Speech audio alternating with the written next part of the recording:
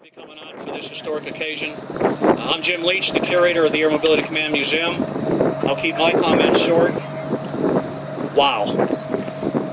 I'd like to introduce a few people here first before we get going. Our United States Senator, Tom Carper.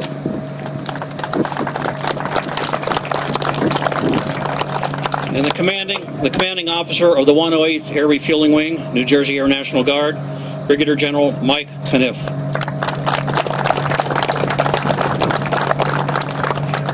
And the Vice Wing Commander, 436th Airlift Wing, Dover Air Force Base, Delaware, Colonel Dwight Sones. Colonel Sones? I'd like to thank you all for coming out this evening, actually this afternoon.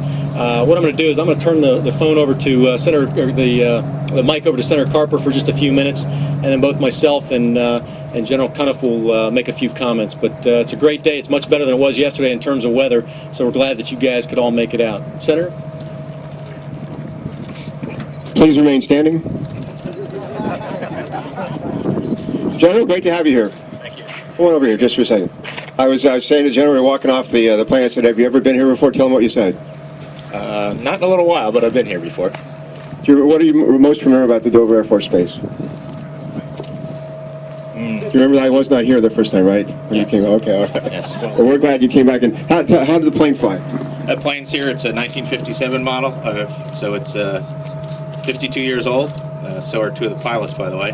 And it's Code 1. Which is in better shape, the plane or the pilots? What do you think? 52 years old. At the age of 52 in the United States Senate, they think you're a teenager. So, anybody here ever been in the Air Force? Anybody here ever been in the Air Force? Okay. Anybody here ever flying an Air Force airplane? Everybody ever been an Air Force crew in an Air Force airplane? Anybody ever flown in a KC-135? Anybody ever been an air crew at KC-135? How about you, pal? I have, sir. Then tell me what you did. Piloting 135, I can tell you though I haven't flown the E model, but as it came through, I said there's a lot of familiarities there. One thing I did say as the general came off, I said it's got to be hard, you know, having flown the aircraft, to take that final walk down the steps of the last 135E model that's going to fly in the United States Air Force. So it's I can imagine it's pretty tough, sir. We're honored that. Where's your crew? Is this the crew over here? Guys, raise your hand. Let's give them a nice round of applause. Thank you so much for bringing your plane. You know, part of the deal is you stay too. You stay with the plane. We never mention that to your families, but you'll like it here. You'll like it here. This is saying to General, every year the Air Force has a competition, a commander-chief competition to pick the best Air Force base in the world. And this year, for this current year, the Dover Air Force Base is the best. And there's another award for the community, for the most supportive community. And I want to say, it was Abilene? Yeah, Abilene Trophy. And so we got the best Air Force Base, we got the most supportive community right here in Delaware. So we're very, very proud of all of that. For those of you who have been in the Air Force, or those of you who served in the Army, those who served in the Guard, the Reserves, the Navy, the Marines, the Coast Guard, we thank you for your service. It's been about 23 years as a naval flight officer. I loved being in the military.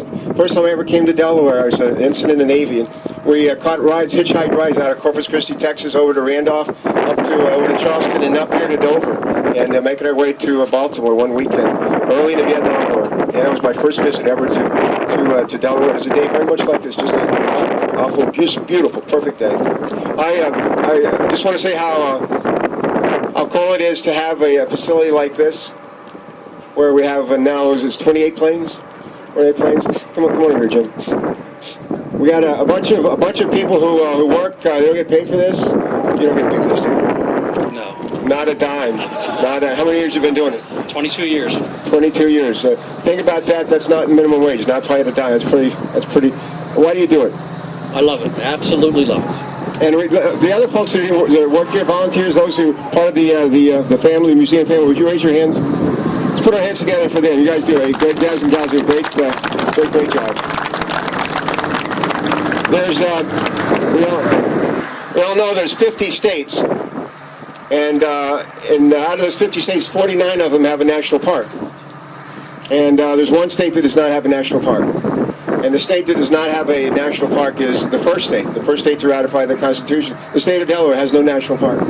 And the Secretary of the Interior was here a couple months ago, and he announced that we're going to have a national park. And it's a different kind of national park. And one of the attractions in our national park is going to be basically our coastal heritage.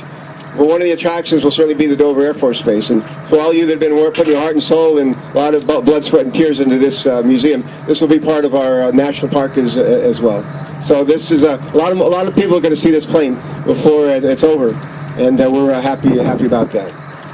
1954, the first KC-135 was built. 1954, and this was built when 57, 1957. Plane's been flying for 52 years. And that's I'd say we got our money's worth out of this one. We got our money's worth out of this one. We're honored.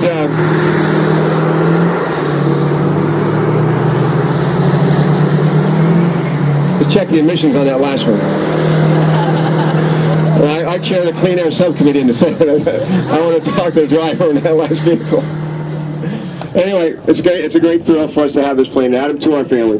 And I'm happy to be here with all of you. The United States Senate is not in session today, and as a result, I could be here to celebrate this very, very special moment. God bless you all. Thank you. On behalf of Colonel Morse, the wing commander here at Dover Air Force Base, as we said earlier, I'm Colonel Dwight Sones, the vice wing commander. What I'd like to say is, as you see the 135 Echo behind us, this will be our second air refueling aircraft here. If you look behind you, you can see the Tennessee tail flash on the KC-97 there. And this is not our first aircraft from New Jersey. We do have a second aircraft that has been donated to the museum, and it's the 106 you see, the Delta Dart, back there in between the 141 and the KC-97. But as we like to say, this is not necessarily the final resting place. This is just kind of a PCS, not a retirement for the aircraft, a PCS, so a permanent change of station.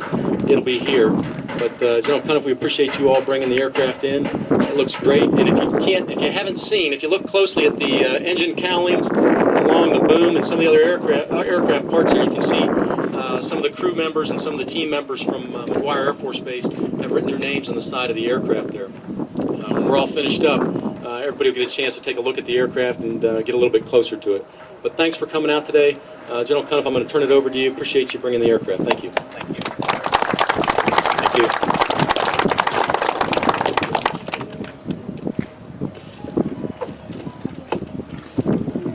Well, folks, it's a pleasure to be here down to the first state from the third state.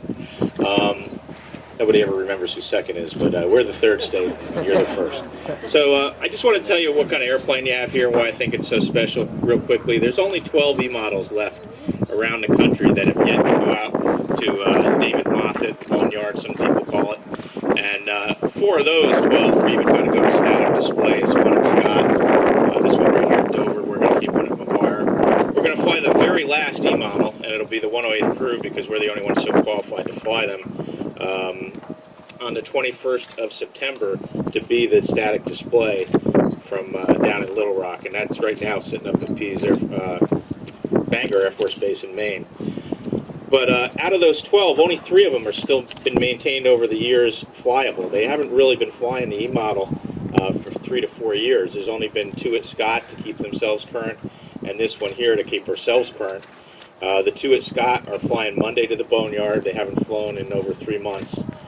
So this airplane is the very last operational airplane to fly on a real mission on the 14th of July this year, 2009.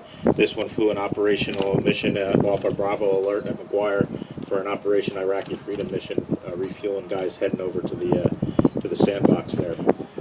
It's my privilege to be part of this ceremony. I thank you for the invite, and we do have a ceremonial key. I'll tell you one thing though, Dwight. He said it was hard to get off the airplane. It is hard to get off the airplane, but not when you're leaving in a place like this that people are going to be able to enjoy the place. I'll bring my kids down. We'll be back to visit her, and that's a lot better than watching her rot in the deserts of New Mexico or Arizona. So thanks for giving her a new home. And we could have Jim up here. A key made by our maintenance guys, just the way they maintained a 52-year-old airplane. Aircraft 57, 1507, first flight January 7th, 1959. Final flight to AMC Museum, 7 August 2009.